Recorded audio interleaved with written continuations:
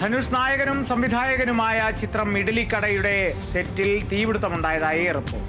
തമിഴ്നാട് തേനി ജില്ലയിലെ സെറ്റിലാണ് സംഭവം. തീപിടുത്തത്തിൽ ആർക്കും പരിക്കുണ്ട്.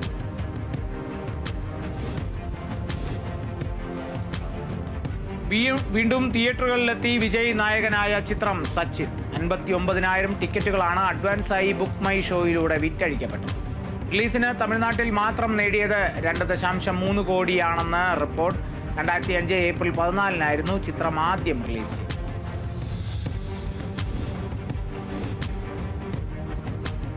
പുതിയ ചിത്രമായ കേസരി ചാപ്റ്റർ 2 ബോക്സ് ഓഫീസിൽ വൻ തിരിച്ചുവരവ് നടത്തിയ അക്ഷയ് കുമാർ.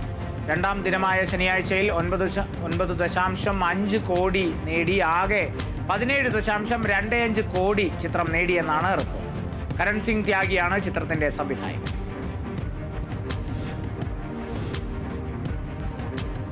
ഷാറൂഖ് ഖാൻ നായകനാകുന്ന ചിത്രം കിങ്ങിൽ വലിയ താരനിരകൾ ഉണ്ടാകുമെന്ന് റിപ്പോർട്ട് അനുസരിച്ച് ബോളിവുഡിലെ പ്രമുഖ താരം അർഷാദ് വാർസി ചിത്രത്തിൽ പ്രധാന വേഷത്തിലെത്തും. 20 വർഷത്തിന് ശേഷമാണ് ഷാറൂഖ് ഖാനും അർഷാദ് വാർസിയും ഒന്നിക്കുന്നത്. സിദ്ധാർത്ഥ് ആനന്ദാണ് ചിത്രം സംവിധാനം ചെയ്യുന്നത്.